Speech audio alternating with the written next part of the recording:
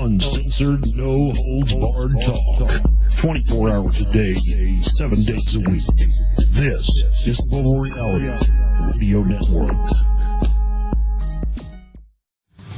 September 19th, 2011 marks 4 years of broadcasting for the Global Reality Show. In that time, we've exposed many important and invaluable pieces of information concerning the global power structure, hidden and occult text, ancient archaeology, secret societies, ETs, the priest class, and so much more. With no outside funding, sponsors, or advertisement, this places all the well-being of our work and research into the hands of people like you. In order to continue our work and to make it bigger and better, the Global Reality is having a 4-year anniversary fundraiser to take our quest of information critical mass to a new and before unseen level. Unfortunately, technology becomes aged and not much is left after paying operating costs each month. This is a very critical time to reach people, and with your financial support, we can redouble our efforts. Please visit www.theglobalreality.com today and make a safe and secure donation using our chip and banner or PayPal donate button at the site.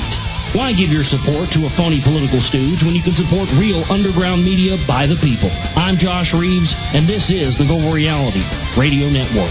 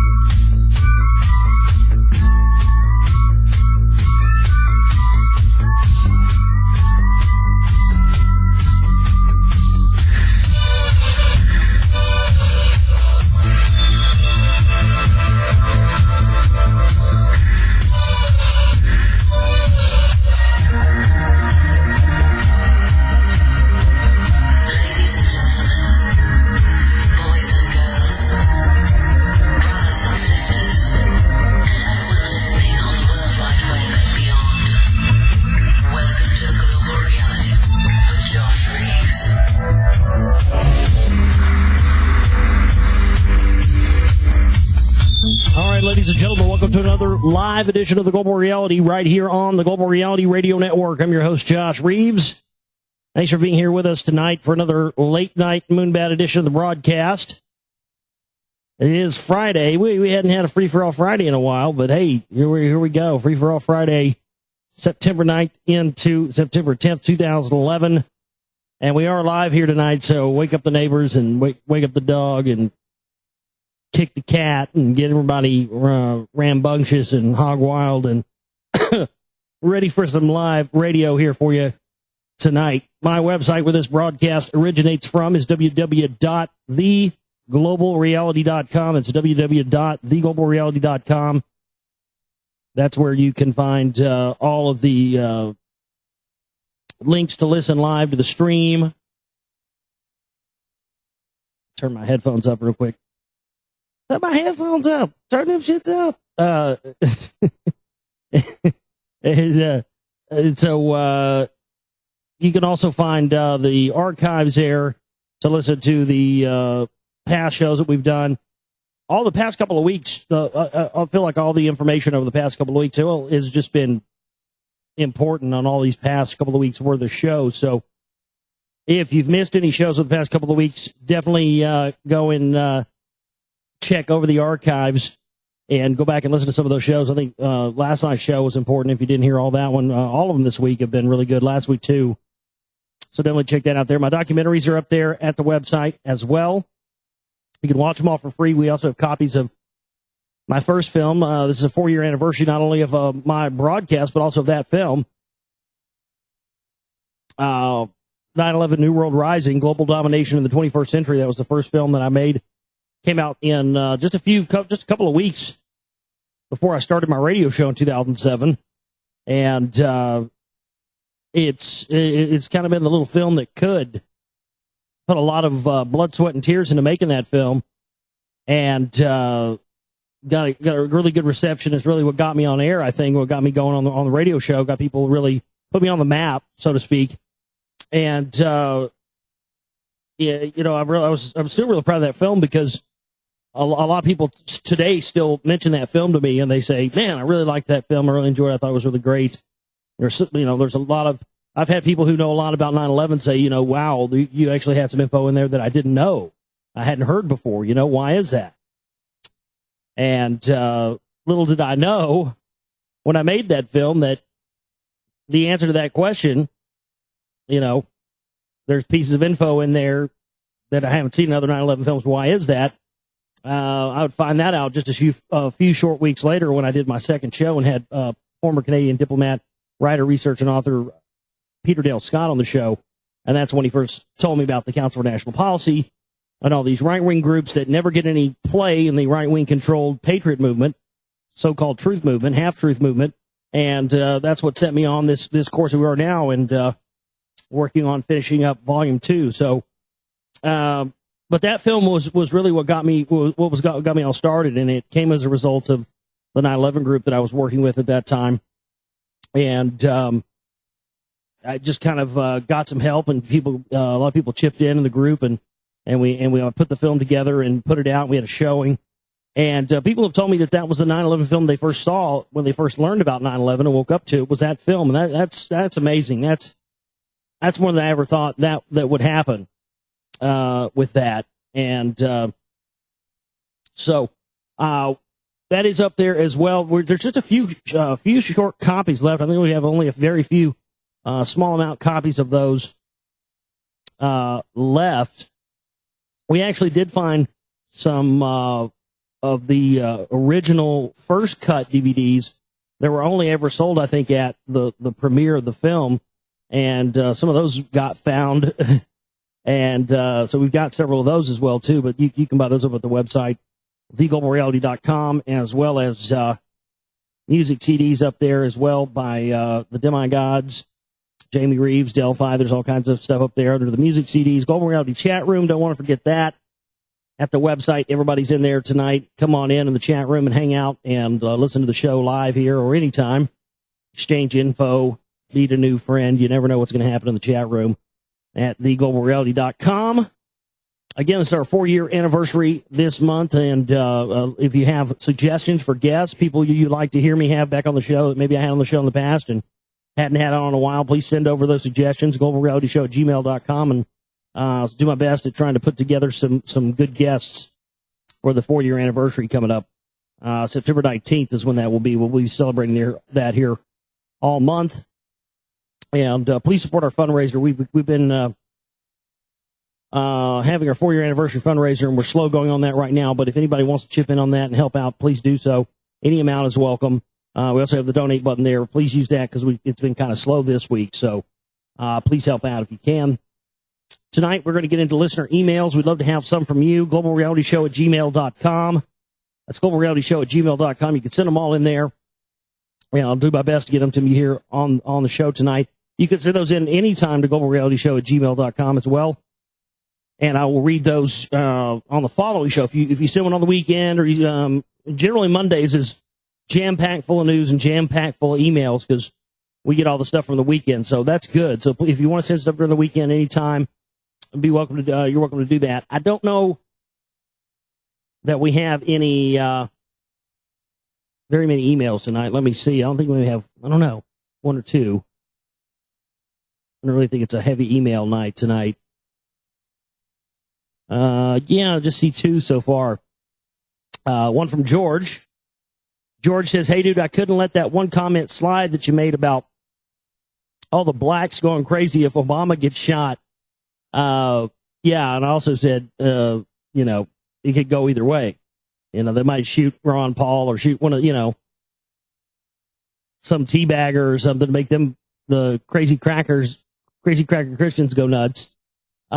You are correct. Most of them would and will if it happens, but I'm not one of them. Okay. I get it. I didn't know what he meant. That's how, because we have people from all different walks of life that listen to the show.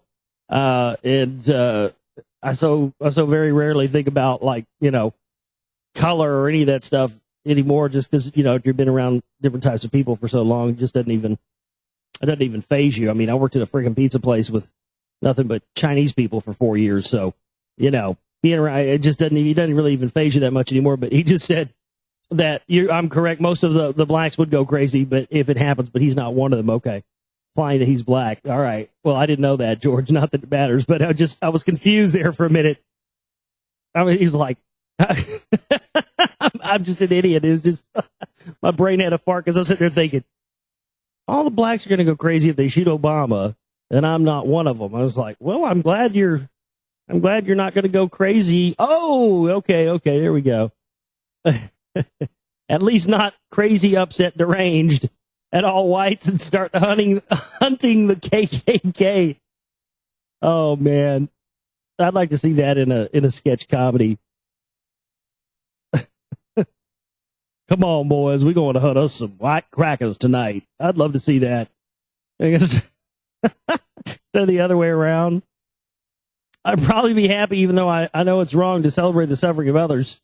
They would probably fake his shooting anyway, like the miraculously healed Gabby Giffords, that BG. Oh, that was another one. I called because that thing stunk to high heaven. That whole op surrounding Gabby Giffords, it stunk to high heaven the first day of the thing. There was all kinds of red flags around that, and I said, "You watch, she'll make a miraculous recovery, and she'll be the poster child for gun grabbing." Well, that pretty much brings us up to date. So thank you, George. Thanks for the email there. Here's one from John. He says, loving your Lost Book of Enki post. I was wondering, since I quoted you to a friend, you mentioned during your readings that the gods as early as Genesis wanted to know where the gold was. Can you please explain to me or show me where that quote is so I can pass it on? Thanks, John. P.S. He is saying the gods didn't want gold. Now I'm trying to find it and cannot. Well, it's all throughout Sumerian text. If you can you can Google the Lost Book of Enki PDF, and it's online for free. You can grab that. So what I'm reading from, I've got a hard copy of it, but it's loaned out to a friend right now. But and you can go all through there and look where it talks about openly that they've. If you're trying to get me to tell you the exact page number, I can't tell you the exact page number, man. I mean, you're gonna have to get the book and either read it yourself or get the book, get the PDF, go back through all the archives of all the shows that we've read that from, and a lot of them, if not all of them, I think all of them are up on YouTube, so you can go and get that readily available. And start from number one, start from the beginning where I start reading it, start with the PDF on your own, and get a highlighter, and just listen to the episodes and go along with a highlighter. And every time you hear me talk about them, say something about gold, highlight it. That's the best I can tell you. But it does explicitly say in there, of course, I mean, it says that through the whole goddamn thing that they wanted the gold. I just didn't like one place. I mean, almost in every chapter that we've read, every tablet that we've read, it mentions the gold. In the more recent stuff we've been reading, we had Anu and Arata coming down from Nibiru and deciding to stay on Earth, and then they're setting up more launching pads and more places to send the gold back to Nibiru. So, yeah, I mean, they talk about that openly in there. But all the stuff that you're talking about pertains to, that's in the first 2 or 3 tablets, I want to say, where they talk about how they destroyed their atmosphere through nuclear war. And they describe the whole beginning of those tablets is a genealogical and historical record of the Anunnaki and their bloodlines and their families and the seeds and how far they go back. And how far they go back and back and back on the planet Nibiru. But what the time on this takes place on is after the great cataclysm on Nibiru that wiped out almost all of the people, except, of course, the elite who probably went underground like our elite are going to do. Conveniently, they were the only ones that were left. Find that very interesting. And they had to figure out how to fix their atmosphere that they had scorched using these, what they call the weapons of terror.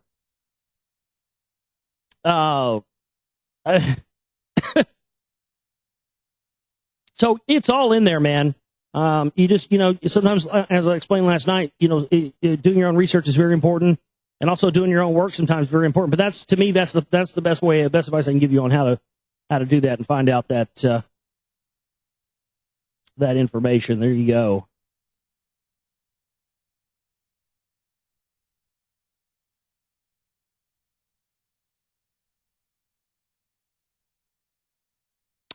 Mitchell says at midnight, 9, 10, 11, under a full moon, the Northern Lights came out. Wonder if that's a sign that this is a special day. 9, 10, 11, yeah. We went from 9/9/11 today, officially now today, Saturday, 9, 10, 11, and then 9, 11, 11. Those are strong numbers to have that that much in a row like that. There's and as we talked about last night, they're hyping all this stuff up with new terror attacks, and it's just really getting out of control. We've got some news on that front to get into tonight, as well as a whole bunch of other stuff here. 6.4 magnitude earthquake in Vancouver. We actually have some listeners in Vancouver, Canada. If you guys felt it up there, please let us know. A magnitude 6.4 earthquake struck Friday off the coast of British Columbia. The quake's epicenter was just off the west coast of Vancouver Island.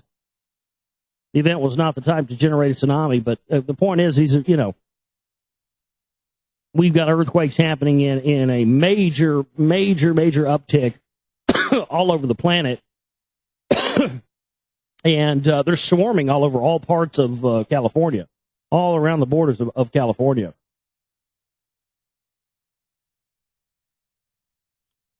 This got updated just a few minutes before showtime tonight. This is very, very recent breaking news. In the past 20 minutes, actually, me and Man Hydra were talking about this in the chat room. AP says two terror suspects may be U.S. citizens. So the likelihood, are we going to see some sort of staged, this, I've been very, very, and all of you guys who've been listening to the show and listen all the time can back me up on this. I've been very, very reserved and very, very hesitant to say anything about, the possibility of them staging a new attack. I've just said, I don't think it's going to happen, but it could, and I don't want to say anything because you never, you just don't know with these crazy fuckers. They'll, as soon as you think they won't do something, bam, they do it. A lot of researchers, including myself, I remember, when 7/7 bombings happened, everybody was talking about that beforehand, saying, speculating, oh my God, the numbers are lining up. There's probably going to be a false flag attack, blah, blah, blah. And then there was. And I felt the same way about that beforehand as I did about this. I didn't see that coming. I thought, no, after, it's too soon after 9/11. They surely wouldn't do it again, just 6 years later. And sure enough, they did. And then we saw the correlations between that and 9/11 with the fact that in both instances, you had drill scenarios going on that matched the exact thing that happened in the terrorist bombing. In 7/7, they were doing a drill of a massive bomb attack on the subway system. Boom, it happens. Right at the same time they're doing drills. I mean, it's in the numbers are astronomical, the chances that can happen. And then, of course, with 9/11, you have NORAD running the same type of drills, two hijacked airliners flying into the World Trade Center and one into the Pentagon. Boom, it happens. The FAA controllers are even saying, hey, is this real world or exercise? They don't know because they're told it's a drill. And they realize it's real. So, as I talked about last night, I don't know. The chances of them doing something again around the anniversary of 9/11, I think it would be very arrogant of them to do that. I think it would expose them, overexpose them. They've already been exposed, but I mean overexpose them to the point where it would do some serious damage and credibility to the entire political structure of the United States, both left and right. Now, with that said, maybe there is something that's going to happen, because that would fit right in line with what the global power structure now wants to do with the United States. I mean, with all of this stuff we've seen, like I mentioned last night, it was very odd to me that just out of the blue this week, we see multiple stories coming out that are trying to debunk or downplay or defame anybody and everybody who touts any sort of information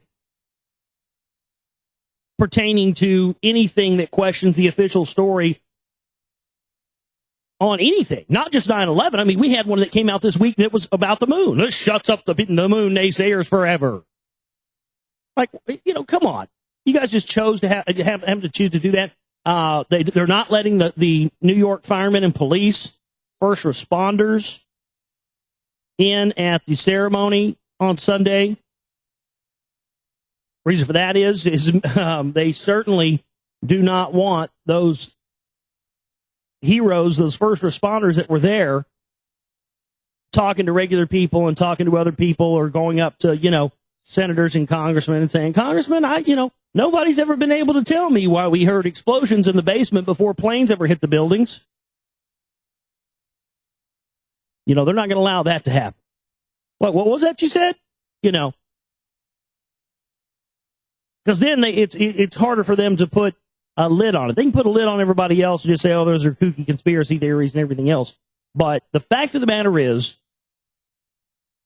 they can say all this bullshit about they don't have room or anything else. The number one absolute reason why those first responders are not going to be at that ceremony on Sunday is the fact that they do not want them asking or telling anybody, not just asking somebody, but telling anybody, regular citizens or anything else, that, hey, we heard explosions in the basement. Explosions were reported in both basements prior to any planes in the building. And the firemen also reported that as they were going up the steps and up the into the towers, that they heard explosions and pops coming on up from the top floors for the longest time. And I show actual footage of those pops that these firemen report hearing in my film 9/11 New World Rising. You can see it. There are these little clusters like these. They're like little welding things. I don't know exactly what that is. My theory is that those are what they built into the building, the timers that were built onto the cores of the building and built onto the metal. And basically, when you put detonators on them and you turn them on, they essentially start welding. It's like a cutting torch, and it takes time to do this. And once it heats up, it all breaks down enough. It all comes down, and it's all timed and all synchronized. But we show the little things in the film of that. But these firemen, not only heard explosions in the basement beforehand, and I show that in my film as well. How you crack it at the bottom first and then blow out the succeeding floors. That's exactly what they did. And everybody criticized Oliver Stone for that 9/11 film that he made with Nicolas Cage and stuff like that. But he said from the get-go he wasn't making a conspiracy theory film, and everybody was like, oh, he didn't tell the truth, blah, blah, blah. Well, regardless of what you might think about that film, there was something I caught in there that I never heard any 9/11 truthers anybody point out, but to me, it's pretty significant, because if you watch the part where Nicolas Cage and the guys, the first responders, when they first get there, and they're going up the towers, there's a scene where you can hear the explosions coming up from the top and from inside of the building. Pow, pow, pow, pow. And Nicolas Cage kind of flinches and he's looking around, since that actually happened, and there are firemen who have come forward, first responders, that talked about that, putting that in the film because they didn't, that wasn't in the 9/11 Commission report. So even that small little thing like that to me is important because, this goes to show you why they're so scared of these guys and why they are not giving them the health care they need. They're allowing these people to die because they're witnesses to a crime they're trying to cover up. I mean, just like we talked about last night with the National Archives keeping all the 9/11 Commission reports sealed. I mean, I was right the moment it happened. Remember that article we had last week? Talked about your gut feelings always right. Whatever your first innate gut instinct is. I've known that for years, but it's scientifically proven now. And that was my first gut reaction on the day of 9/11 was I knew it was another Kennedy thing. And because it was just, on the day and everybody was emotional, as soon as I started saying it to people were getting all mad at me and telling me to shut the fuck up and everything else and don't try to make a conspiracy out of it. And I just started saying, look, they're going to have themselves an Oswald. They'll have themselves a Patsy. They'll pin it on this. They'll use it to expand the war effort. And it's exactly what happened. But, I think that the one thing I am concerned about, my personal and professional opinion is I don't think these guys will launch another attack on these same numerological dates this weekend and during 9/11 and stuff. I don't really think they will do that. But at the same time, I also know that, as I mentioned, with all the demonization going on for people who are putting out any alternative information, this also may very well be one of those perfect examples and perfect times for them to do, blame this on some kid in a We Are Change shirt or some kid in, an Alex Jones InfoWars shirt or something, And I think that it's very, very well might be a case of that. I don't know. But I'm going to say this. I would say that if anything was going to happen, as I mentioned last night, it's going to involve a dirty bomb, and it's going to involve something to do with transportation. Because they've been talking about for the past couple of years, over and over and over again, that they want to do they want to make the airports and the airlines even tighter than they are now. And then once they get that achieved, they want to make all the toll roads, all the highways, byways, everything, just like the airports. Meaning you go through checkpoints, papers, please. Everything's biometrics. You go through checkpoints every so feet, and your car is x-rayed and scanned, just like it is when you go through the airport. And all they have to say is that, these guys came in through Mexico, or these guys came in through Canada, and they went freely all the way through the United States without anybody ever knowing they had a dirty bomb in their car the whole time, because we don't have radiation detectors in every town, and we don't have, scanners at every major highway and every border of every state. So I think it's going to be, whenever it happens, if it doesn't happen this weekend, I think they are working on having a big event at some point. It's going to involve transportation, and it's going to involve white Al-Qaeda, Tea Party, Teabagger, Patriot Truth Movement, Alex Jones, Kool-Aid drinking motherfuckers. At least 2 of the 3 men involved in a possible Al-Qaeda plot to pull off an attack coinciding with the 10th anniversary of 9/11 are believed to be U.S. citizens or have a U.S. traveling documents, government officials said. Their primary mission is to explode a car bomb in either New York or Washington, but if that proves impossible, they have been ordered to simply cause as much destruction as they can, one U.S. official said on Friday. Word that Al-Qaeda have dispatched would-be attackers reached U.S. officials in midweek. A CIA informant who has been reliable in the past. I love that. I always love that nondescript terminology they use. A CIA informant who's proven reliable in the past. Well, he didn't prove reliable this time, and there wasn't an attack, but we're still glad we got prepared anyway. Yep. Give us some more money. We're going to own you. I mean, we're going to help you. We're Homeland Security. Yeah. A CIA informant who has proven reliable in the past approached intelligence officials overseas to say that the men had been ordered by newly minted Al-Qaeda leader Ayman al-Zawahiri to mark the 10th anniversary of the 9/11 attack Sunday by doing harm on U.S. soil.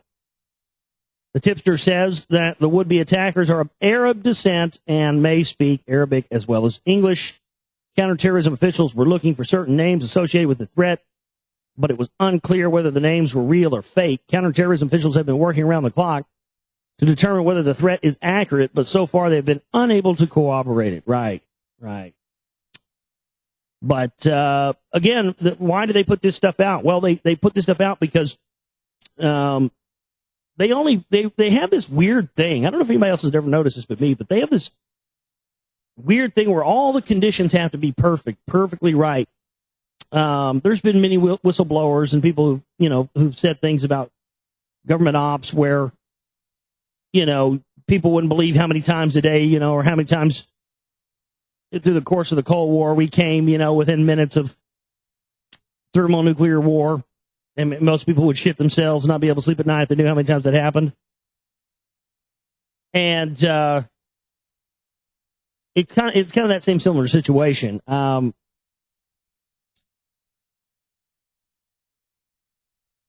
This is, they really do need something. They need something to have an excuse to go after Iran. It's messed up. Let's see what else they have.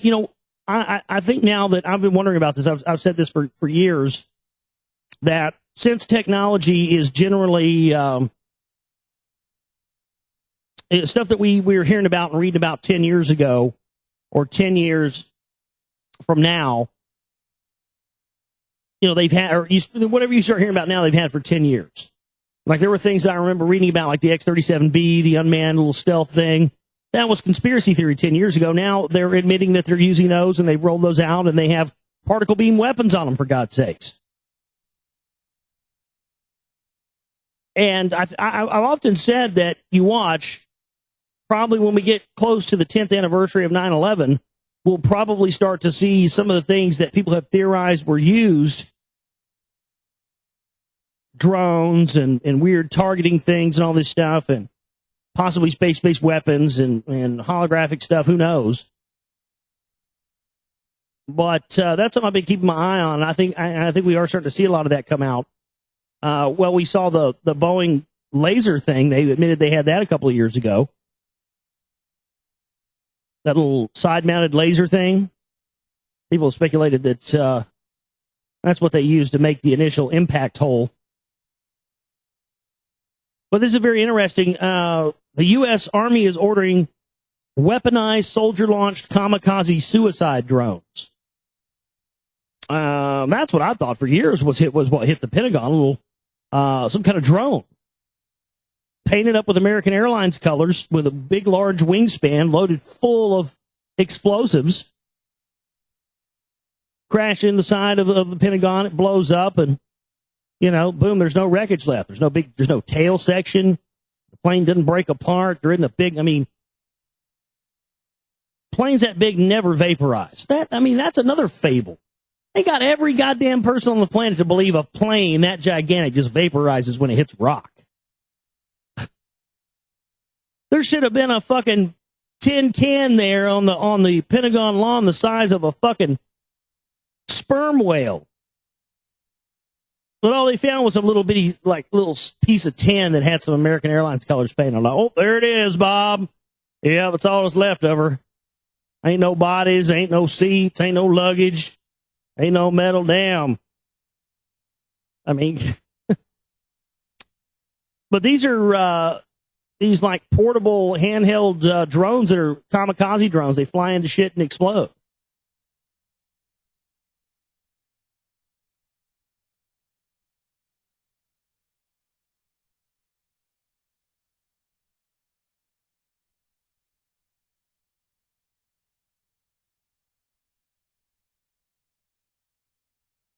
Let's see what else we have here. Oh, I mentioned this last night, and there's more reports of it coming out. Apparently, the UFO sighting they had, I think it was in Indiana. It was in Indiana, between Notre Dame and University of South Florida. It brought the entire everybody. Something out of a movie. The entire game and everybody in this entire stadium. I wish there was footage of this. Maybe, somebody had to have caught this on a camera, or a cell phone camera or something, but They actually had, the stadium at a standstill, people staring at this thing. UFO spotted over football stadium as Notre Dame game comes to a standstill. A shining long object was spotted by football fans racing across the sky above an Indiana stadium after the game was halted because of a lightning storm. Just like I've seen that myself. I've seen that. I see it all the time. Every time there's lightning storms, I see these little balls of light. Look, just like in this picture. They dart in and out. There's some footage in Chris Everard's Secret Space 2 film where it shows them from Story Musgrave's camera from the space shuttle, these things darting near lightning. We don't know what these are, but they're not necessarily UFOs or crafts. I don't think they look like some kind of organic entities. Balls of energy that seem to feed on the electromagnetic energy current that's being produced by lightning. That's what I think these people saw here, too, because, I mean, if you go out and look every time there's lightning, man, you look out under the clouds, you'll see these things dipping under the clouds all the time. Spectators watched as the flying object was captured by TV cameras as lightning forks came down during the game between the Notre Dame Fighting Irish and the University of South Florida. As fans were evacuated from the stadium after play was halted for a second time at the match on Saturday, a tube-shaped, elongated object was spotted circling the sky. Supernatural website UFO Sightings Daily reported that the long object was just one of several UFOs seen in the sky. The game was paused twice due to lightning strikes, one of which actually hit the building. The sports reporter began talking about the lightning, getting the cameraman to focus on it. As they looked at the lightning, other objects were flying about in the clouds. Oh, there is video of this. Oh, rad. One of these objects was recorded going straight through, then suddenly made a sharp curving, disappearing into the same cloud just a few seconds later. Just a few seconds earlier, shot lightning out. So let me read that again. One of these objects was recorded going straight, then suddenly making a sharp curve, disappearing into the same cloud that a few seconds earlier shot lightning out. So we have the lightning strike first, and then the object comes out of it. Now that's interesting because that means one of two things then. That means that either whatever this object is, it has a pre-knowledge of when these lightning strikes are going to happen and knows when to be right near it to draw maximum energy. That's one theory. Or B, these objects are actually causing the lightning itself, and very well it could be many. I saw a picture of this one time, and I've never been able to find it again. And I think it was on a website called orbwars.com or something like that. But I've never been able to find this picture again. But it was a picture of this silver ball that had like Air Force stickers on it, and it was sitting on a runway, and it talked about how these things are seen modifying the weather. They're like these little silver ball drones, like orbs. I've seen tons of those things, man, tons of those orbs dipping out of clouds and around chemtrails and chemtrail planes. So I don't know whether this is extraterrestrial or whether this is earthbound technology. I think probably it's a little bit of both. It's earthbound technology that's, non-earthbound technology that's been utilized by us for weather modification purposes. Or, it could be, as some people have speculated, that the extraterrestrials themselves are modifying our weather. And this explains why we see so many anomalies in the planes, and sometimes you can't see any planes at all, even with, super professional cameras and high-powered lenses. There just seems to be a plane not there in the shot sometimes, even when you're zooming up close to it. So it's very interesting nonetheless.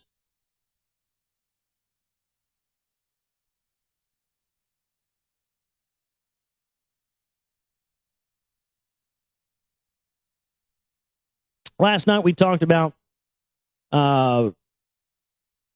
wait. This is what I wanted to mention earlier about this.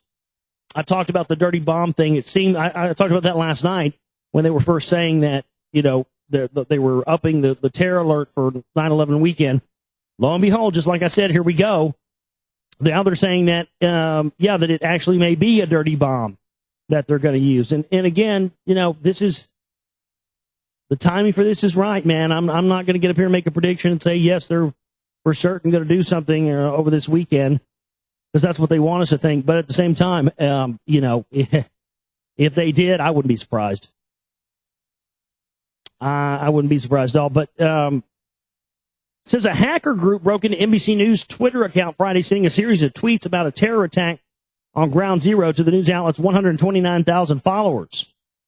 Flight 4782 is not responding to suspected hijacking. One plane just hit at Ground Zero site at 5:47 p.m. Ground Zero attacked, the account wrote. This is not a joke. Ground Zero has just been attacked. We're attempting to get reporters on the scene. No such terror attack happened at Ground Zero in Manhattan Friday evening. A group calling themselves the Script Kiddies. Oh, that's cute. It says Script Kitty, it's kitties. Script Kiddies claimed responsible for the hack, advertising on its own Twitter account, which was suspended immediately after the incident. Yeah. Yeah, these hackers that know that they can track them right to their location within minutes of this happening are stupid enough to advertise that they did this on their own Twitter account. My God. False flag party of one, your table's now ready. Another false flag cyber attack. They're going on all the time.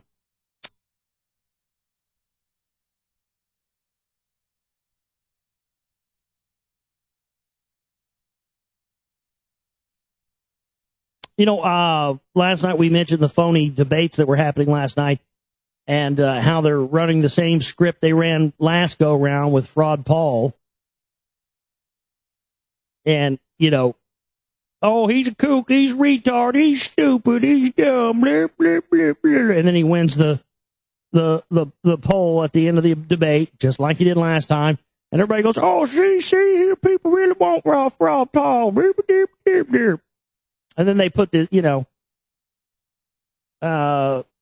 they made a big deal about Rick Perry walking over to Ron between during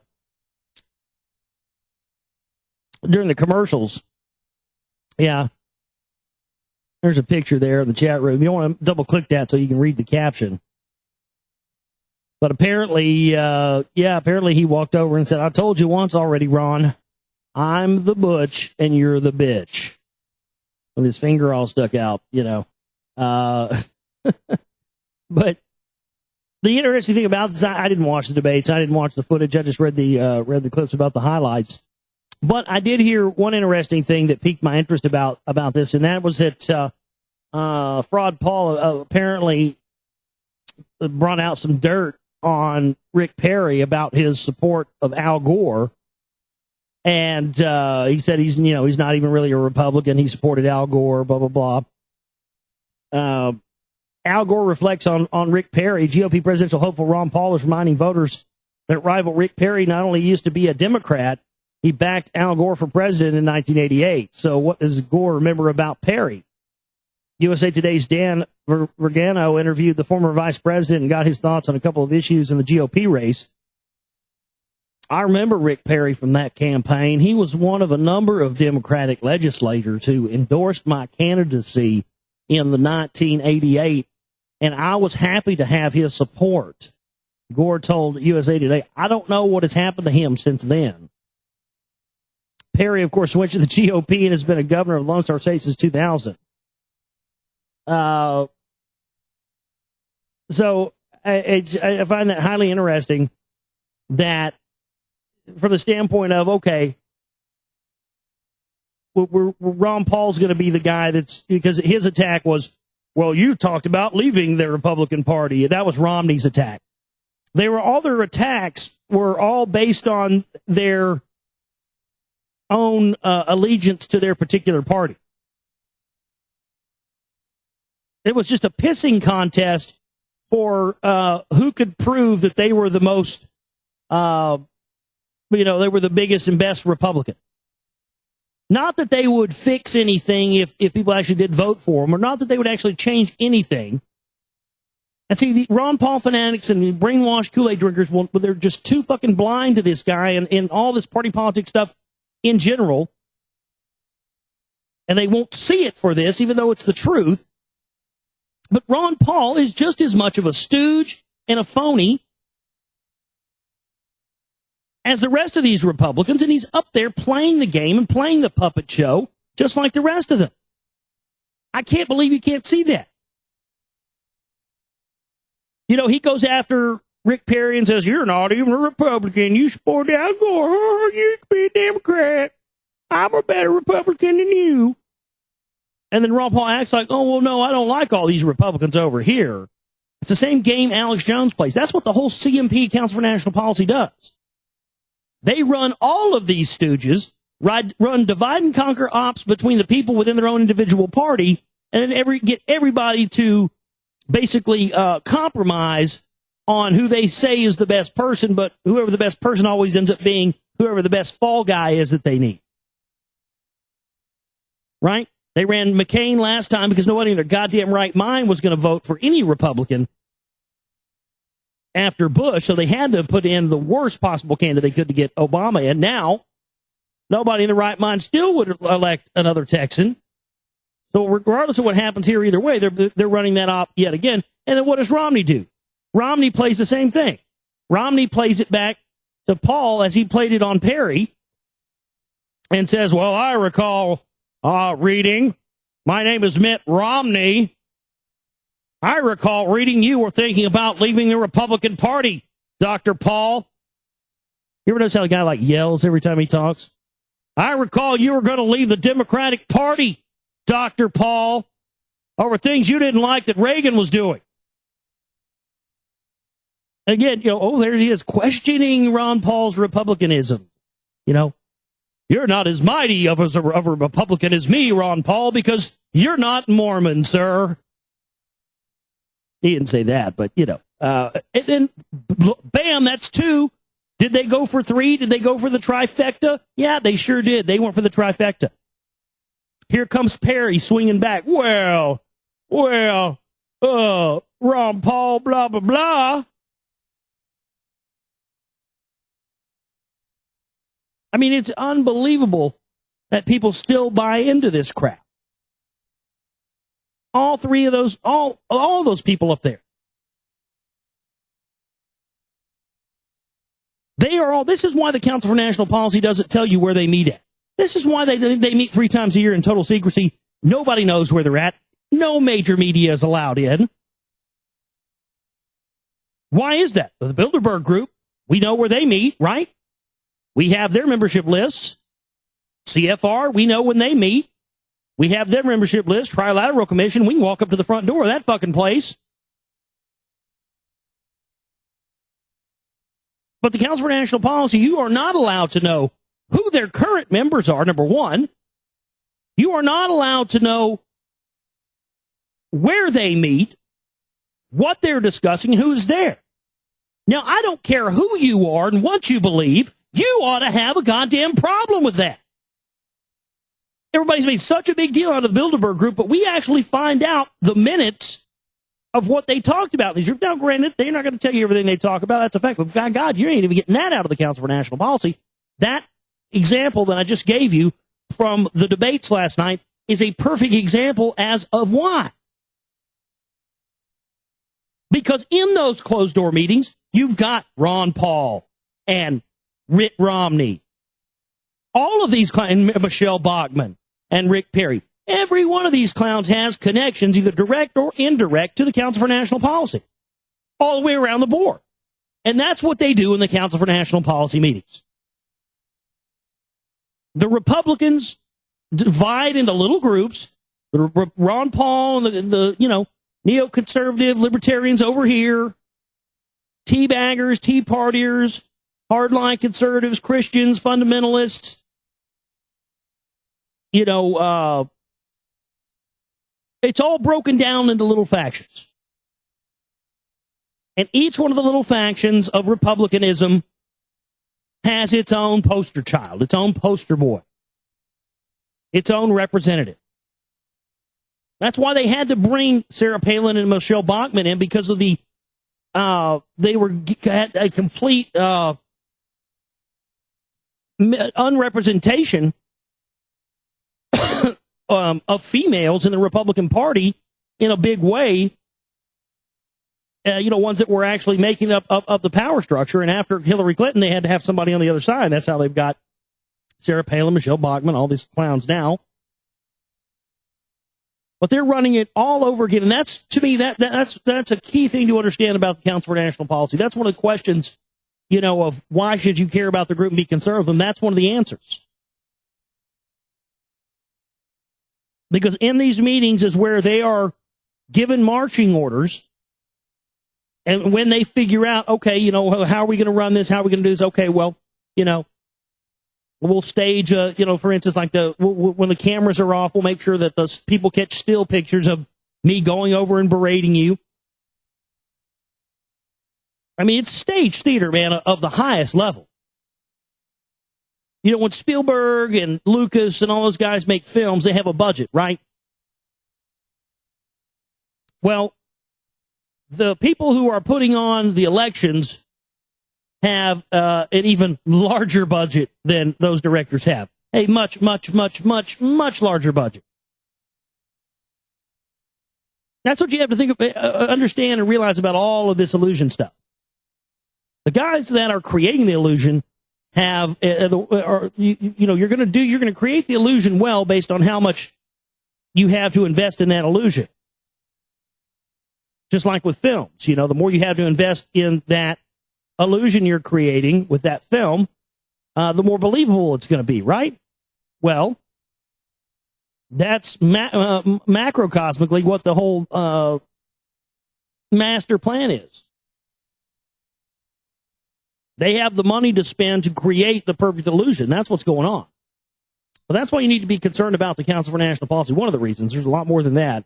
I'll definitely be detailing a lot of those for you in the upcoming film, that's for sure.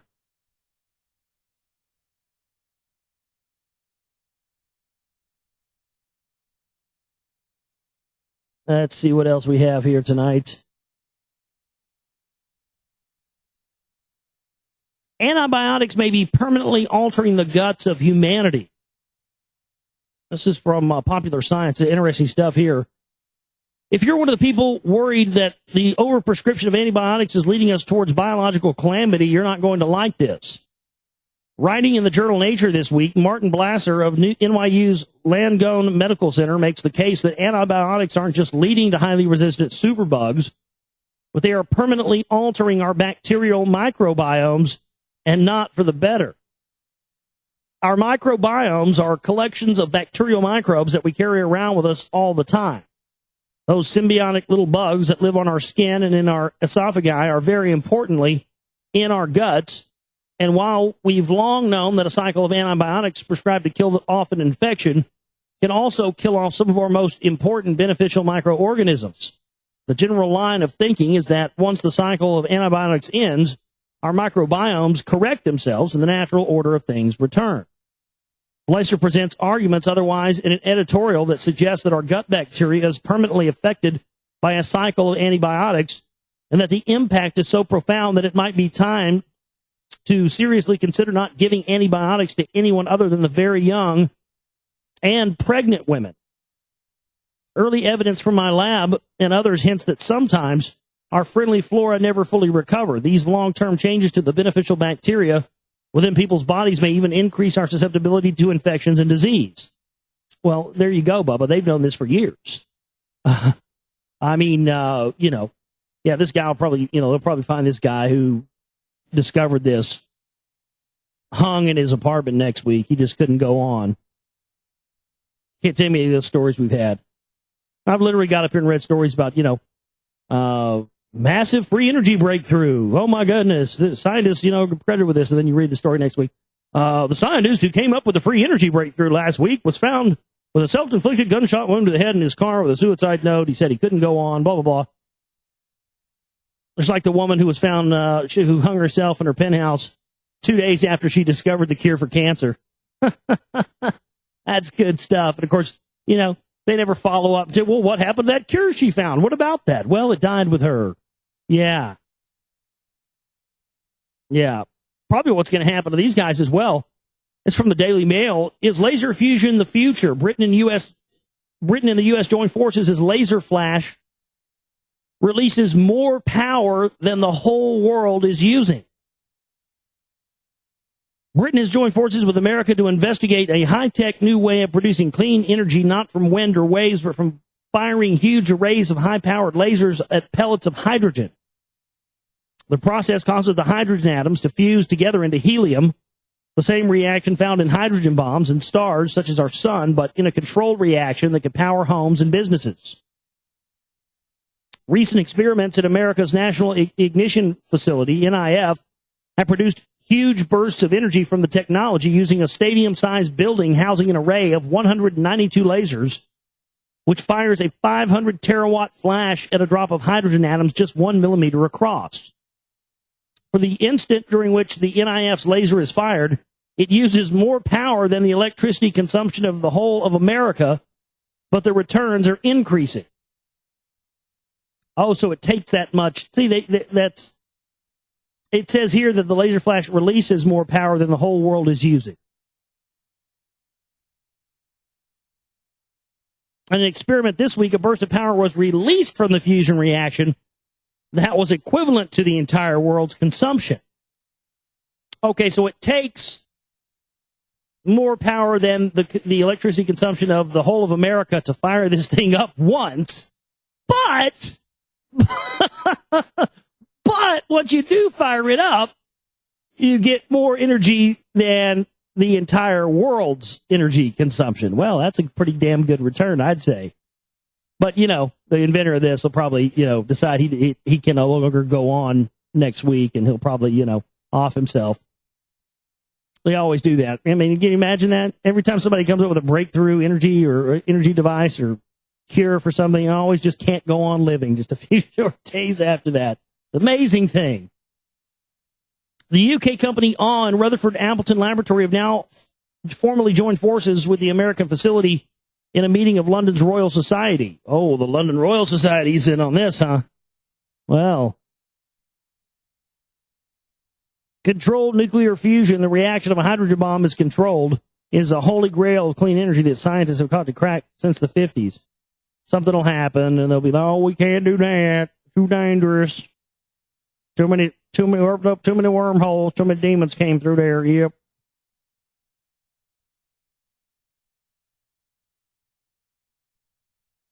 Oh, man. Well, you know what? I think it's about all the news we got tonight.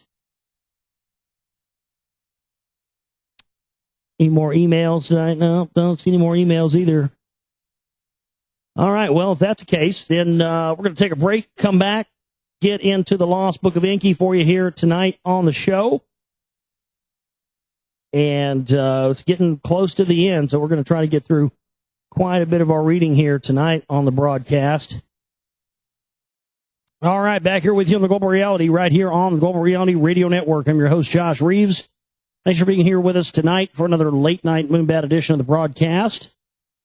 We are going to be getting back into our reading of the Lost Book of Inky for you here tonight.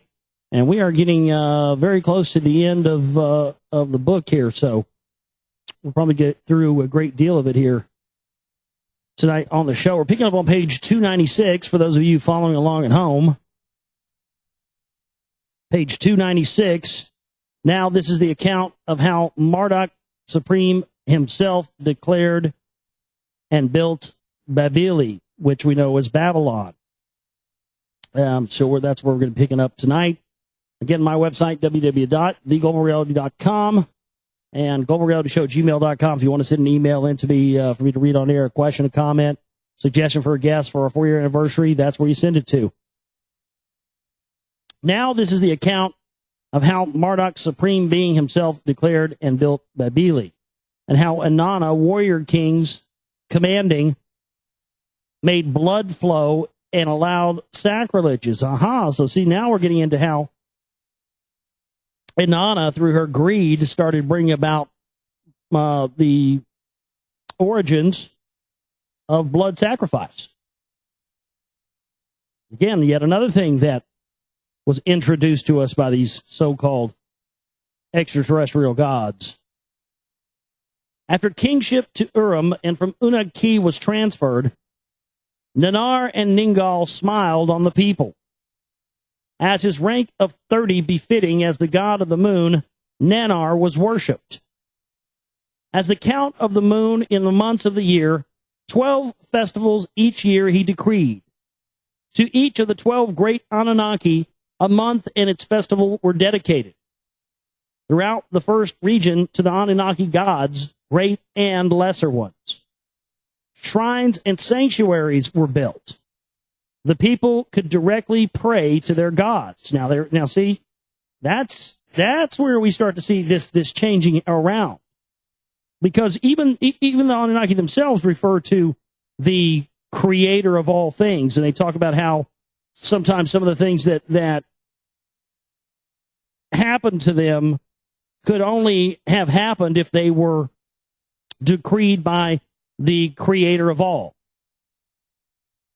So what we see here is not only that they are admitting that there is a creator of all things, but they're also admitting that they themselves are portraying themselves to the humans as being gods as well.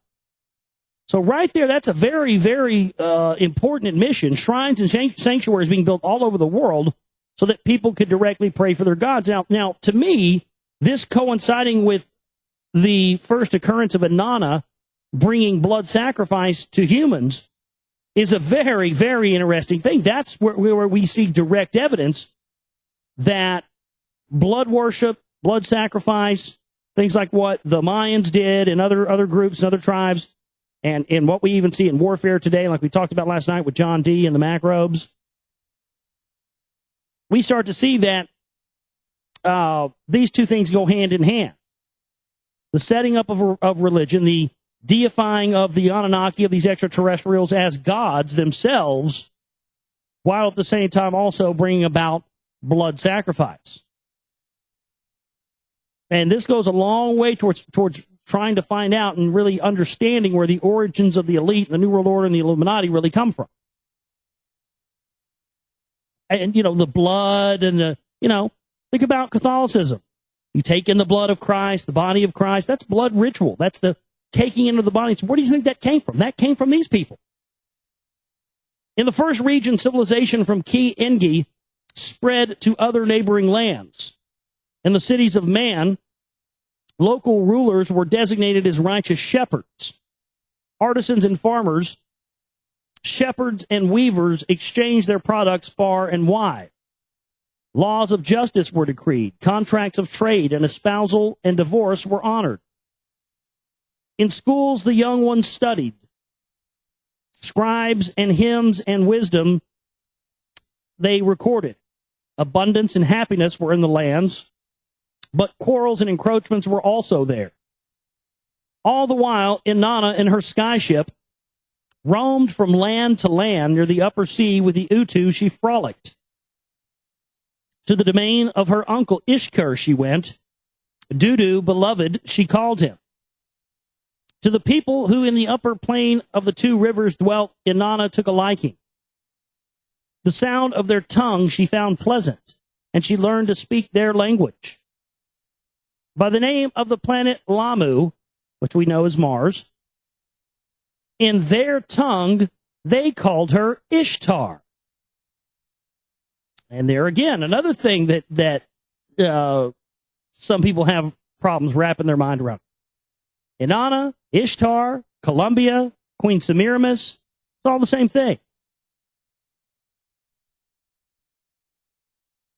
That's why Enki and Ea and Zeus and Quetzalcoatl, all these things are just different names for the same thing. Uruk, her city, Unagi they called. Dudu as Adad, in their language they pronounced, Adad. Sin, lord of oracles, her father they named. Urim, city, was by them was called Ur. That's where the ziggurat at Ur was built. So this is right there. This is definitely, as we know, the upper plain where the two rivers dwelt. Isn't that interesting? Yeah, between the land between two rivers, the city between two rivers, the Tigris and the Euphrates. That's where Inanna took to liking. And that's why we see, like Zohair sent us from Pakistan, those pictures. And Inanna, that's what that fucking alien pincher crab people thing coming out of that rock represents. And here it is. I mean, setting up that's so interesting to me that, the deification of gods and blood sacrifice all just happened to happen there in that area of the Middle East that is so famed in biblical lore.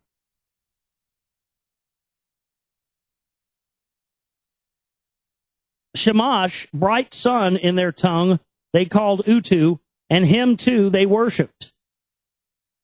Enlil, by them Father Elil he was called, Father Elil. Nippur by them was Nibiru Ki. Ki Engi, land of the lofty watchers. Shamir in their language was named. Shamir, Shumer, Samaria. In Shamir, the first region, kingship between the cities was rotated. In the second region, Egypt, diversity was not permitted by Ra. He wished to reign alone in the region. The eldest of heaven, firstborn who was on earth, thus by the priest to be known he wanted. So there is Marduk, who has now become Ra. And where do you think Ra came from? Amen Ra. That's Ra's full name, Amen Ra.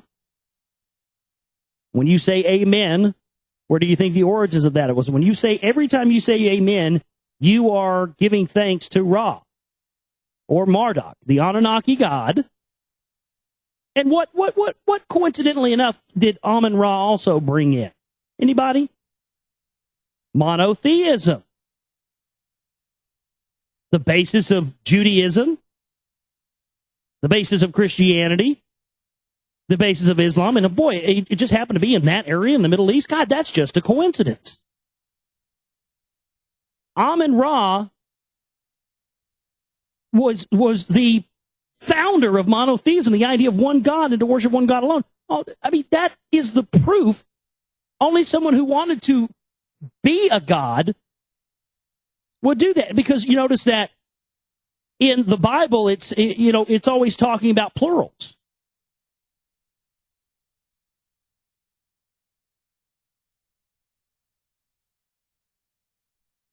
Man was made in their image. Well, whose image? That's plural.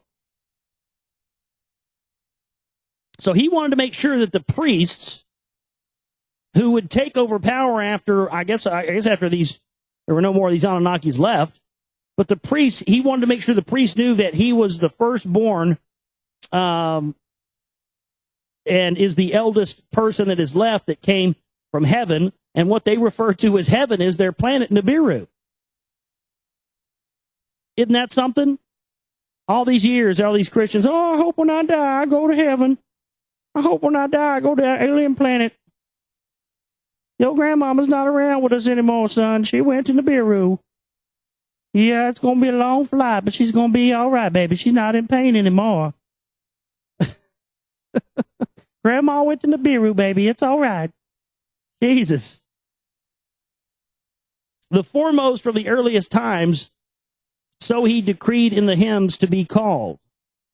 Lord of eternity, he who everlastingness has made, presiding over all gods. Again, this is Marduk, Amen Ra, declaring this. The one who is without equal, the great solitary and sole one, the sole one. Meaning, I'm the only one, I'm it, don't worship anything but me, I'm the one God, you don't need anything else, I represent the other God because I am the Son of God. Well, the real God couldn't be here. His Holy Majesty, the big kahuna. So he sent me, and I'm his son, and I'm here to tell you all what you're going to have to do down here and how things are going to be. And if you don't follow that, you're going to go to hell and burn, boy. Sound familiar? Sound familiar? Doesn't sound anything like Jesus, does it? Nah. Doesn't sound anything like any of the rest of these Messiah figures that have appeared all around the world in different names and different shapes. But that's it right there. Well, I'm the middleman. Yeah, I'm God's middleman. You can go through me and find eternal peace, but you can't, sure as fuck can't get it on your own. That's for damn sure. Don't think that, no. So Marduk, as Ra, did place himself above all other gods. Their powers and attributes to himself he assigned. So he started, this motherfucker, Big Nuts Marduk over here, starts going around, he's so arrogant, he's going around telling people, well, yeah, there are other gods, and yeah, there is a God of gods and a creator of all things, but he gets his power, he gets his shit from me, son. You know, who do you think God's dope dealer is? Me, I sell him that coke. That's what he's saying. No. Well, yeah, there are other gods, but they get their power from me. That's real nice. As in Lil, I am for lordship and decrees, as Ninurta for the hoe and combat, as a dad for lightning and thunder, as Nanar for illuminating the light. As Utu, I am Shamash, as Nurgle over the lower world I reign. So he's basically saying he's taking on the jobs of all these other Anunnaki gods. As Gibble, the golden depths I know, whence copper and silver come I have found. As Ningazita numbers in their count, I command the heavens my glory bespeak. By these proclamations, the Anunnaki leaders were greatly alarmed. To their father Enki, the brothers of Marduk spoke. Nergal to Ninurta conveyed their concerns. What have you overpowered? What has overpowered you? Enki said to his son Marduk. Unheard of are your pretensions. The heavens my supremacy bespeak, Marduk answered his father Enki. The bull of heaven in Lil's constellation sign by his own offspring was slain. In the heavens the age of the ram, my age is coming. Unmistakable the omens are. In his abode in Eridu, the circle of the 12 constellations, Enki examined. On the first day of the spring, the beginning of a year, sunrise was carefully observed. In the constellation stars of the bull was the sun that day rising. In Nibiru Ki and Urim, Enlil, and Ninar made the observations. In the lower world, where the instrument station had been, Ninurgal attested to the results. Still remote was the time of the ram, the age of the bull of Enlil it still was. Now that's interesting, because that's exactly the similar time period we're in now. And every time there is one of those ages on Earth where you're coming out of an old age and you're moving in closer to, because it happens over the course of, a very long time period to move through these ages. But as you're moving out of one and closer, it's getting closer and closer to a new age coming in, there starts to be conflicts all over the planet and all over society, in all from the top to the bottom, where the feelings and the ideas and the ways of the old age are at conflict of the new age that is coming in. And so during that period that can last for hundreds of years that we're in now and will continue to be in, I think, for the next 500 or 600 years, you're going to see great strife and cataclysm. That's exactly what's going on here. Because even though they were technically still in the age of the ram, the energy of the age of the bull was coming in. So Amun-Ra is, his bull nuts are fucking about to drop. He's walking around.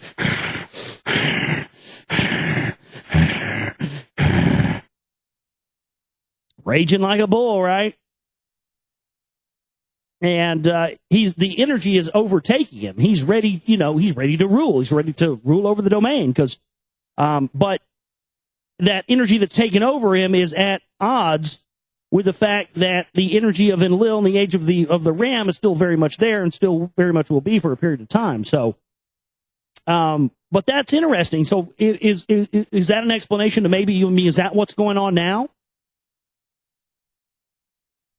is the age of the last Anunnaki god and the next Anunnaki god, which may be Enki, coming into the age of Enki, as Zohar sent the email to us that we read last night? Could that be why all this stuff is happening? Very well could be. In his domains, Marduk did not relent in his assertions. By Nabu, he was assisted. To domains, he sent not his emissaries, but to the people that his time has come to announce. To Ningazita, the Anunnaki leaders appealed. How to the people to observe the skies, to teach. In his wisdom, stone structures Ningazita devised. Ninurta and Ishkar helped to erect them. In the settled lands near and far, the people saw and were taught in the skies that the sun in the constellation of the bull was still rising. They showed to the people. With sorrow did Enki watch these ongoings. How fate had twisted the rightful order, he pondered. That's an interesting idea, isn't it? How fate had twisted the rightful order. And and that just goes to show that, like, that's a source of our misery. Because we make this, what we deem to be order and law and order, we make these laws, we make these things, but when fate and destiny and that thing overpowers those laws, we don't know how to handle that. And that's exactly what seems to be going on here. After the Anunnaki declared themselves as gods, they became dependent upon mankind's support. In the first region, the Anunnaki decided to unify the lands under one leader. They desired a warrior king. To Inanna, the adversary of Marduk, the task of the right man to find they entrusted. A strong man whom on her journey she had met and loved, Inanna indicated to Enlil. Arbakad of 4 garrisons, the commander, was his father. A high priestess his mother was. Scepter and crown Enlil gave him. There you go. There's your other proof. We see the scepter and crown coming down from royalty that the Queen of England and all royalty has to this day, the scepter and crown. That right there is the initiation of making someone who was an offspring of the gods in a position of royalty and power. That's why we have secession of royalty and hereditary dictatorships all over the planet today. Everyone that we still have that's still intact to this day goes back to that very moment when the offspring of the Anunnaki were put into positions of kingship and power based on their DNA and their bloodline. This is where the establishment of the bloodlines that are in place today by the elite who stay in power because of this bloodline, this is it. Sharukan, righteous regent, Enlil appointed him. As was once done on Nibiru, a new crown city to unify the lands was established. Agade, the unified city, they named it. Not far from Kishi, it was located. By Enlil and Sharukan empowered, Inanna accompanied his warriors with her weapons of brilliance. All the lands from the lower sea to the upper sea gave obedience to his throne. At the borders of the 4th region, to protect it, his troops were stationed. With a cautious eye on Inanna, Ra and Shuriken constantly gazed. Then, as a falcon on his prey, he pounced. From the place where Marduk was reaching the Tower of Heaven, had attempted to build the tower reaching heaven, Shuriken moved sacred soil from there to Agade, to therein implant the heavenly bright object. Now, this is interesting. Now, I think, as we talked about the other night, I think this heavenly bright object, it may be the Ark of the Covenant. Because they talked about moving it, or at first planting it in the ground, and the location that they described was in Africa. And that's where many people to this day believe that it still is, even though it's been proven that it's not. But here it's being moved to somewhere else. And each time these Anunnaki are moving it around, and they're moving it to a different land and burying it under the ground. Enraged, Marduk rushed to the first region. With Nabu and followers to the tower's place they came. Of the sacred soil, I alone am the possessor.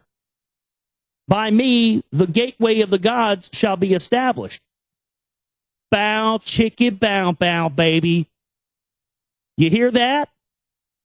Oh, snap. That is a hell of a fucking admission right there, folks. You know what that means, right? Oh, yeah. That means that if that is true, what they've described here is this heavenly bright object is, in fact, the Ark of the Covenant, which many people have described as a power source. That means that by this description, wherever this Ark of the Covenant is located, in that spot, you can build, wherever you have it, once you build it underground, you can build a gateway of the gods. And we know that a gateway of the gods, as their earlier descriptions entailed, is a stargate. This confirms what I've thought about for years and heard about for years through tidbits and pieces, that that's indeed what they were looking for in Iraq during the invasion in 2003, because apparently Saddam Hussein, I mean, all the places we're talking about here, and Babylon, all this stuff, I mean, that's the heart of Iraq, y'all. I mean, Saddam Hussein was digging up all this stuff. He got wind of all this information. He was put in as a puppet by us. But he started researching the history. He started finding out about this stuff that was there. And, dude, he was in power. But that's a hell of an admission right there. I mean, I've never really put that together. And I haven't heard, I sure as fuck hadn't heard them talk about that on Ancient Aliens, have y'all? They probably will now. Supocalypse will probably get up there and go, I was the first to talk about the Ark of the Covenant being a power source, or the Ark of the Covenant. And I fell asleep in the tanning bed again. God damn it. But seriously, that's exactly what that's saying there. So if it's true that the Ark of the Covenant now is in Yemen, and according to Gary Vay and other people who've gone, there's a lot of, in my opinion, that's where it's at. And as soon as I started finding out about it, I told you that'll be the next threat. That'll be where they'll tell us Al Qaeda is next. That was in the fall of 2009, back when I was still in Oracle. When those shows are up, you can listen to those. When we did a whole show on that, and all our listeners started going out and trying to find different information on the Ark of the Covenant in Yemen. And lo and behold, just about 3 months later, we had the alleged underwear bomber, the crotch bomber that allegedly was going to blow up the plane with a crotch bomb that wouldn't have worked anyway. But point of the matter is, they told us he came from Yemen. And we started to see Obama bomb attacks and rocket attacks not too long after that. And the people of Yemen have been trained generationally for thousands of years, going back to the brick and stone and, spear days. They have been trained generationally there to protect Sheba's palace, where the Ark of the Covenant is. And it says that the Ark of the Covenant can only be brought out when a friendly nation is overhead, as if this thing knows. So that's why they're over there, and they're sending back all these stories. Oh, Yemen's terrible. They're Al-Qaeda stronghold, and their children, 8-year-olds, have AK-47s over there with Smurf stickers on them. The 8-year-olds have AKs, and yeah, the 8-year-olds have AKs because they have been trained generationally for thousands of years to protect what is there. Not to go out and kill white people because they hate them for our freedoms. They hate us for our freedoms. They're damn Al-Qaedans. I hate them all. I want to nuke them, turn them into a glass parking lot right now. I hate them. No, man. They're protecting something that is there, and these motherfuckers know full well what's there. If there's nothing to it, how come there's been a military naval blockade, fact, all off the coast of Yemen since 2009? Just sitting there, parked. We've got cruisers, battleships, a whole fleet of naval ships parked off the coast of Yemen since 2009. This is a huge revelation for me. The idea that whatever this is buried in the ground, this with the heavenly bright object, power source, allows them to open up this gateway of the gods where instead of having to wait or take a ship or anything else, Anunnaki can come through the gate and then go back through it. Of the sacred soil, I alone am the possessor. By me shall a gateway of the gods be established. So Marduk, Ra, did vehemently announce. Did you guys ever see Stargate, the first movie? Stargate? They ripped that whole goddamn movie straight out of this. Straight out of this. If you've never seen the first Stargate movie, not the TV show and all that crap, but the first, the one with Kurt Russell, if you haven't seen that movie, go back and watch it because, dude, that is what that movie is about. That's what it is. And Ra is like this. If you watch, he's like he's undoubtedly an alien. He has the metal suit that comes out on the outside of him that makes him look like, an animal, like what is depicted in the Egyptian drawings. But then when he wants to come out, he comes out and his eyes glow. Yeah, and he's on like a ship, and on the ship they've got exactly the technology that they described last night that we talked about, the technology that the Anunnaki did not give to humans for regeneration. That it was was immortality machine. If somebody's dead, it'll bring them back. That's in the movie. I mean, I knew when the times when I saw that movie that they were riffing on, real stuff. But my God, the connection between Ra, that's who the main guy is in that movie that's doing all this stuff, Ra, and he's in a parallel world. And they figure out how to jump to this parallel world using this ancient Stargate that was dug out through an archaeological discovery. Man, they took that shit straight out of the Sumerian text, man. I watched that movie about, 7 or 8 months ago, but I want to watch it again now. That's unbelievable. I mean, we've seen examples, they always fictionalize the truth, so the truth seems like fiction. That's what science fiction is there to do, the sole intent and purpose of it. But, now I'm thinking about it, my God, they took that entire movie straight out of these Sumerian texts. That is mind-blowing. So Marduk did vehemently announce he was the only one to set up the Stargate. He gave instructions to divert his followers to the river. They raised dikes and walls in the place of the tower, the Asagel, the house of the utmost God, for Marduk they built. Babili, the gateway of the gods, Nabu, in his father's honor, named it Babylon, the gateway of the gods. In the heart of the Eden, in the midst of the first region, Marduk established himself. Inanna's fury knew no bounds. With her weapons, she inflicted death on Marduk's followers. The blood of people as never before on earth flowed like rivers.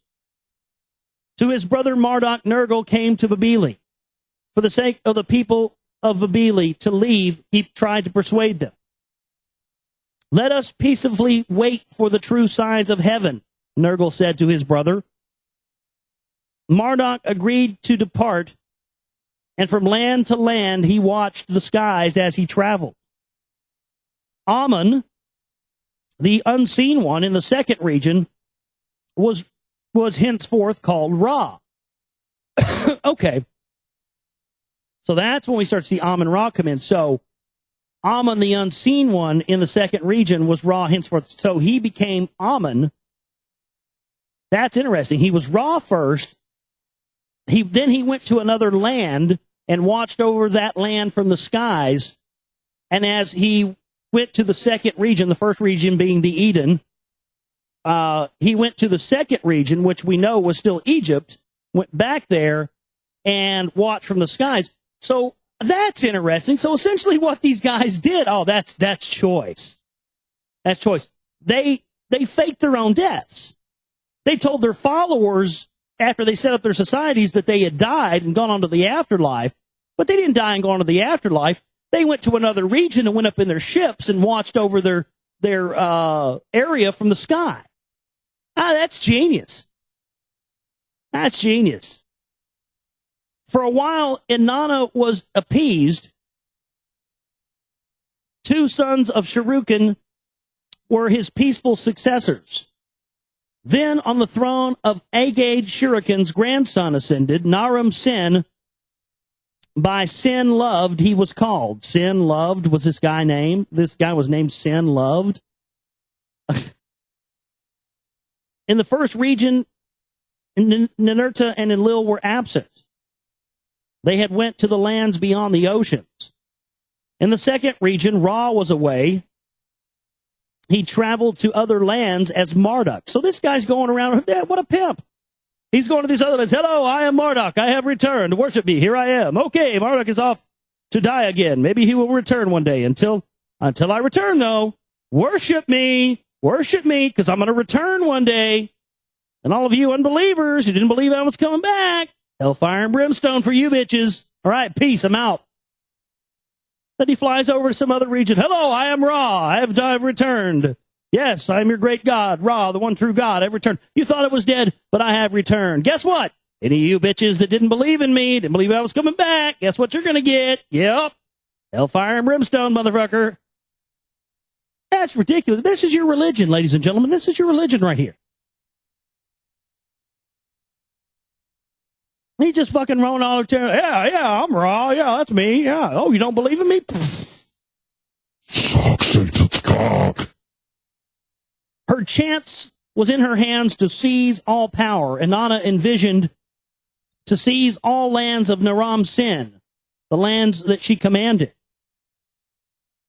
To march against Megan and Malua, Marduk domains, she instructed the Naram Sin. The sacrilege of an earthling's army through the fourth region passing Naram Sin was committed. He invaded Megan, the sealed Ikur house, which like a mountain is, and attempted to enter. By the sacrileges and transgressions, Enlil was infuriated. Upon Naram Sin and Agade, he put a curse. By a bite of a scorpion, Naram Sin did die. By the command of Enlil was Agade wiped out. At the count of 1,500 years on earth, this did happen.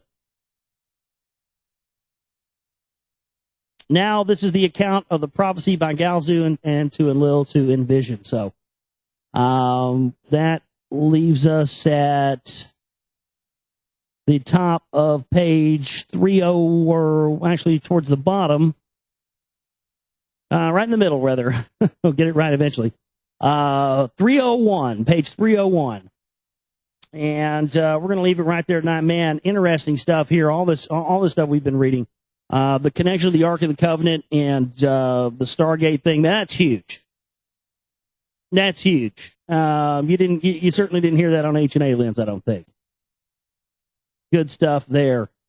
Donations were kind of slim this week, folks, so we do need some support. We do need some help. We rely on you, the listeners, for our survival. And we don't have sponsors. We don't have advertisements. We don't try to sell you dick pills, Jew gold, or water filters, or any other useless crap. But we got to have support in every week to survive and live and do our work and push forward. It's our 4-year anniversary, so help us push forward so we can buy some new equipment to do this bigger and better. Please donate at the website, theglobalreality.com. The chipping banner, the donate button is there. And we also have a P.O. box if you absolutely can't use PayPal. My name is Josh Reeves. I love each and every one of you. We'll see you next time for the broadcast. You guys have a great one. Oh, real quick, I'm probably going to have do a special 9/11 show on Sunday. Most likely, I don't know. We'll see.